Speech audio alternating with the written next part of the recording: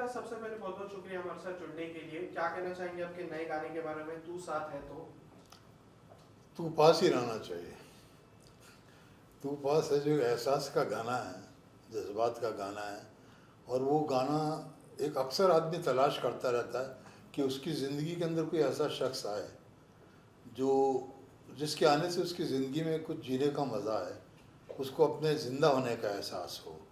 तो उसी एहसास का गाना है तू पास है। और तो ये रोमांटिक गाना है और मुझे उम्मीद है कि आप लोगों को ज़रूर पसंद आएगा, क्योंकि बहुत मेलोडियसली कंपोज किया है मिथुन ने। विशाल मिश्रा ने बहुत प्यार से गाया इस गाने को और पिक्चराइज भी बहुत खूबसूरत हुआ है।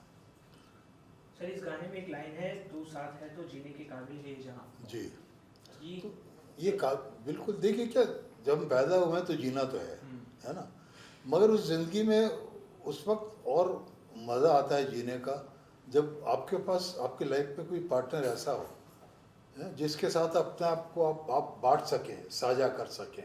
तो यही होता है कि जब ऐसा पार्टनर आप आ जाता है आपके लाइफ में तो ज़िंदगी और बेहतर हो जाती है और जीने के काबिल हो जाती है। इस तरीके की लिखावट तब ही सर आती है जब आपके पास बहुत सारे एक्सपीरियंस हो, आपने वो चीज़ें फेस की हो। तो कुछ ऐसा मोमेंट लिखावट के समय आपके क्या थॉट प्रोसेस होते हैं, वो कुछ शेयर करना चाहेंगे?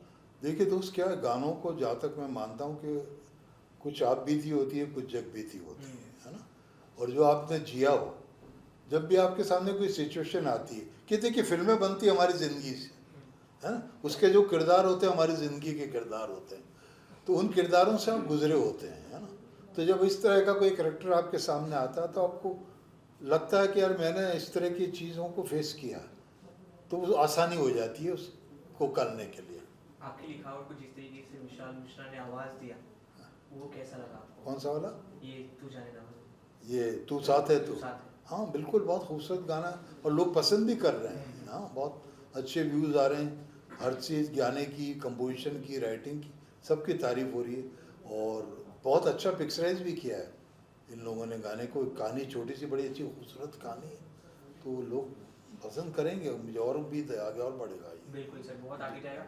और अभी तक जो आपने गाने दिए हैं, अभी लोग कोई ना कोई गाने आपके गुनगुनाते ही रहते हैं, आपके दिल के सबसे ज़्यादा करीब कौन से? देखिए वो तो वही वाली बात है कि आपके कितने बच्चे हैं, आपको कौन सा पसंद है। तो मुझे तो मेरे तमाम गाने पसंद है, और मुझे सबसे अच्छा गाना लगता है मेरा आवारापन, आवारापन बंजारापन।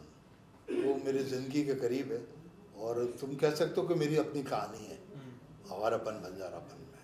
आपने ऐसे ऐसे गाने दिए हैं जो लोग हमेशा गुनगुनाते हैं, चाहे अपने प्यार को देख के, चाहे अपने परिवार को देख के। जी जी। तो अगर आपसे पूछा जाए कि प्यार की परिभाषा आपके लिए क्या है? देखो, प्यार बहुत लाजिम चीज़ है ज़िंदगी के लिए, है ना। प्यार अगर नहीं हो तो फिर ज़िंदगी में क्या है दोस्त, क्योंकि आपके सीने में दिल है ना, और दिल बना ही प्यार के लिए। तो मेरे लिए परिभाषा बहुत बड़ी है प्यार की। क्या प्यार है तो हम हैं, ये दुनिया है। कौन सा एक ऐसा आर्टिस्ट है जिसे आप गाता देख बहुत खुश हुए, जो आपकी लिखावट हो?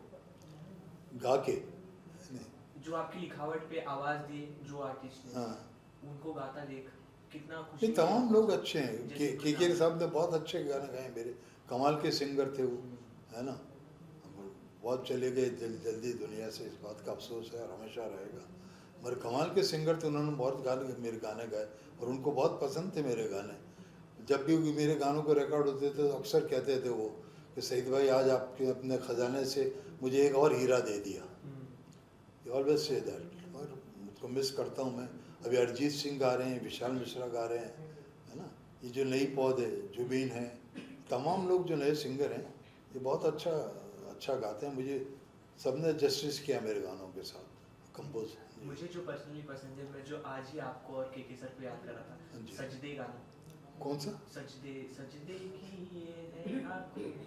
नहीं, वो मेरा नहीं लिखा हुआ है दोस्त, मेरा वो के सर ने गाया हुआ। हाँ, उनके साथ कोई मेमोरी शेयर करना चाहेंगे आपकी? मेरे सारे गाने उनके साथ मेमोरीज बताई ना मैं। अक्सर जब भी रिकॉर्डिंग पे मिलते थे हमेशा एक दूसरे को कॉम्प्लीमेंट ही करते थे हम लोग ऑलवेज, और वो काबिल थे इसके, है ना। बहुत गाने गाए मेरे उन्होंने, और बहुत दिल इबादत, कितना मशहूर गाना, हाँ बहुत बड़ा मशहूर गाना है।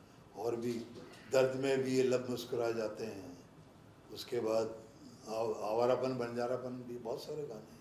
और आज के जो आर्टिस्ट है जैसे आपने कहा अरिजीत सिंह, विशाल मिश्रा, इनको आप किस तरीके से देखते हैं? ये बहुत देर तक हमारे साथ रहेंगे, बहुत दूर तक चलेंगे, दोनों ही कमाल के सिंगर हैं। और इनमें से कोई आपका फेवरेट हो, अगर आपको एक नाम लेना हो तो इसमें ऐसा कुछ? इससे मेरे फेवरेट हैं यार, सब मेरे बच्चे हैं ये, है ना। मेरे बहुत गाने गाए इन्होंने। और इसमें जो अभी करंट में आपका सॉन्ग चल रहा है, जो ट्रेंड चल रहा है, इसमें कौन सी खास बात आपको है जो ऑडियंस को जरूर सुननी चाहिए? तुम साथ हो में, मैंने बताया तुम साथ हो में तीन सारी चीज़ें, इट्स कंप्लीट सॉन्ग, है ना। अच्छा पिक्चराइज किया हुआ, बहुत दिल से गाया हुआ, दिल से कंपोज किया हुआ, है ना। और मैं अपनी राइटिंग के बारे में क्या बोलूँ यार, वो तो जब दुनिया सुनती है। बिल्कुल। कहते हैं ना कि इतने टाइम से आप काम करते हो, हर गाने आपके दिल के करीब है और आपकी लिखावट दुनिया के करीब है, पर कोई एक गाना अगर आपको ऐसा बताना हो कि लिखने में काफी समय लग गया हो, वो बता बीगे ऊँट, बीगे ऊँट। कुछ स्टोरीज शेयर हाँ स्टोरीज की है दोस्त, छोटी सी, कि 7-8 दिन कोशिश की, कुछ बात समझ में नहीं आ रही थी मुझे क्या। और जब तक मेरी एक नेचर है कि मैं जब तक खुद सेटिस्फाइड नहीं हो जाऊँ अपने गाने से, मैं देता नहीं हूँ कंपोज़र को या प्रोड्यूसर डायरेक्टर को, क्यों मुझे लगा कि मैंने कुछ काम ढंग का कर लिया तो उनको दूँ ना। तो मेरी कोशिश जद्दोजहद चलती रही मेरी, पर कुछ बात नहीं बनी। तो उसके बाद 7 दिन जब गुजर गए तो मैं अपनी बालकनी में गुलाब का पौधा है, उसमें उस गुलाब का फूल खिला हुआ था और उसकी एक पत्ती पे ओस की बूंद थी, शबनम की। तो मुझे ऐसा लगा उसको देख के यार, जैसे किसी के लाल होठों पे एक बूंद है शबनम की, ओस की, है ना। तो वो जो ख्याल 6-7 दिन से मेरी मेहनत कर रहा था और कुछ बात नहीं बनी, उसको देखती मुझे ऐसा लगता है कोई ताले की चाबी मिल गई अचानक, जो खो गई वो अचानक चाबी मिल जाए, वो ताला खुल जाए, वही एहसास था। फिर वो गाना जो 7-8 दिन से नहीं बन रहा था, 15 मिनट में अंतरों के साथ बन गया और रात को 2-2:30 बजे रिकॉर्ड भी हो गया। और ये सबसे ज्यादा समय लेने वाला था। हाँ ये सबसे ज़्यादा। और सबसे झटपट में जो आपने गाना हवालापन, हवालापन। क्योंकि मेरी अपनी कहानी थी तो अपने आप को लिखना था, लिख दिया। सर ये बोल के आप काफी ज्यादा एक्साइटिंग कर रहे हैं और जानने के लिए कि आपकी कहानी कैसा, मतलब ये तो आपने लिखावट में बताया, पर आपने जिस तरीके से जिया है उस बारे में कुछ बताएंगे? दोस्त मैं यहाँ आया था, कुछ 5-6 साल मैंने स्ट्रगल किया, कोई बात नहीं बनी तो मैं वापस चला गया। अब मैं जोधपुर का रहने वाला हूँ, राजस्थान का, तो अपने शहर वापस चला गया था। फिर वहाँ जाके LIC एजेंट बन गया मैं, कि काम तो इंडस्ट्री में तो मिला नहीं, तो जिंदा रहने के लिए काम तो करना था, तो LIC एजेंट बन गया मैं और 10 साल मैंने काम किया LIC एजेंट। पर जब मैं स्ट्रगल कर रहा था, मेरी मुलाकात भट्ट साहब से हो गई थी। भट्ट साहब को मेरी पोइट्री बहुत पसंद थी और उन्होंने प्रॉमिस भी किया था मुझे कि कभी ना कभी तेरे साथ काम ज़रूर करूँगा। पर उस वक्त शायद नसीब में नहीं था, बात नहीं बनी, मैं वापस चला गया।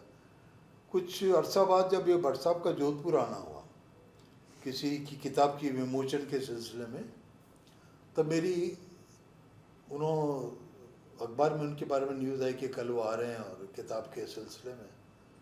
तो मुझसे मेरे भाई ने कहा, सही भाई साहब मिलना चलोगे क्या, क्योंकि आपके अच्छे ताल्लुकात रहे हैं उनसे।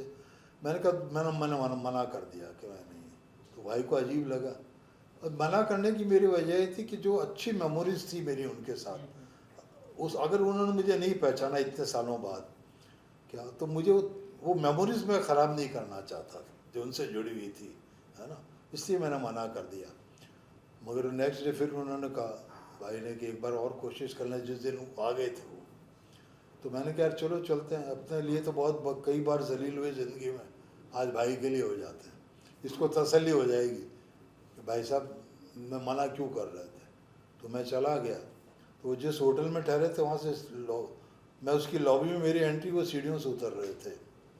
तो मुझे देख के वो रुक गए सीढ़ियों पे 1 मिनट के लिए, जैसे मुझे रिकॉग्नाइज किया उन्होंने, जैसे भाग के आए और मुझे गले से लगा लिया और अपने प्यार भरे अंदाज में जो भी कहना था गालियाँ दी मुझे कि तुम कहाँ चला गया था यार, कभी पलट के फ़ोन भी नहीं किया, तू मिला भी नहीं, मैं जब भी फिल्म बनाता था तुझे याद करता था क्या, चलो आओ मेरे साथ। उनके कमरे में मुझे ले गए और मुझे बोला क्या करते हो, मैंने कहा सब LIC एजेंट का काम कर रहा हूँ।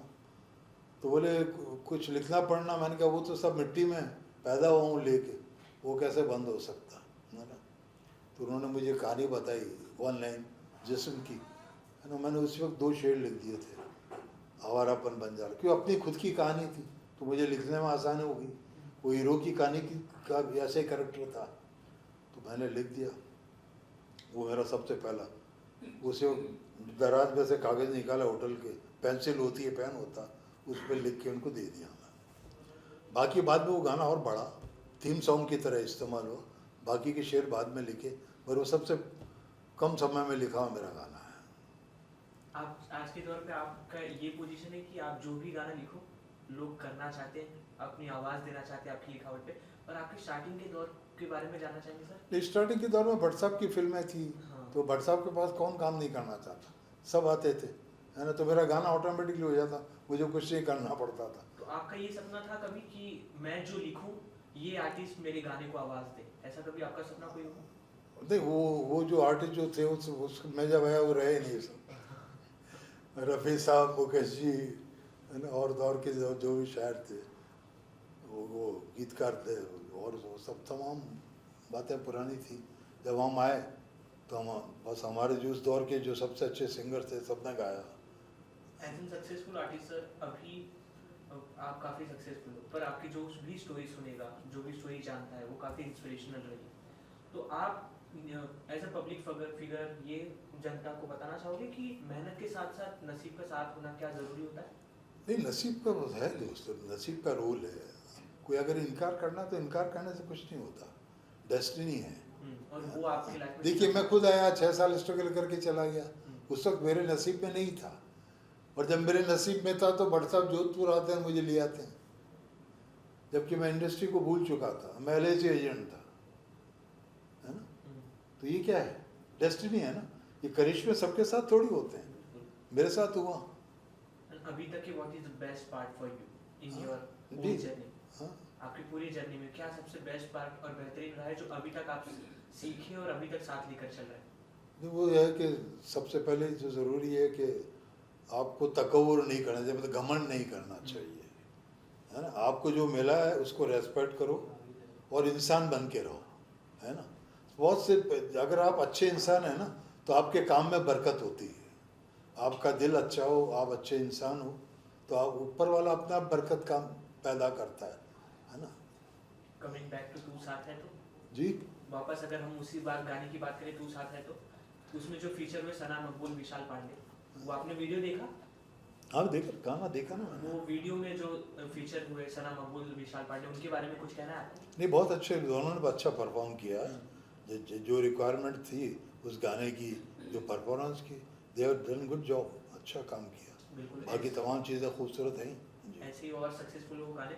आगे क्या आपकी तरफ से सरप्राइज है? ये भी और 5-6 फिल्में आ रही हैं मेरी, और भी इस वक्त वो सिलसिला जब तक है, दाल रोटी चलती रहेगी दोस्त। बिल्कुल सर। कुछ कहना चाहेंगे दर्शकों से? नहीं, बिल्कुल, बस आपके, मैं उनको शुक्रिया अदा करना चाहूँगा कि मेरे गानों को इतना प्यार दिया उन्होंने। बस इसी तरह उन गानों को प्यार देते रहें और कहीं अपने दिल में मेरे लिए जगह रखें और अपनी दुआओं में शामिल करें। शुक्रिया, थैंक यू, थैंक यू।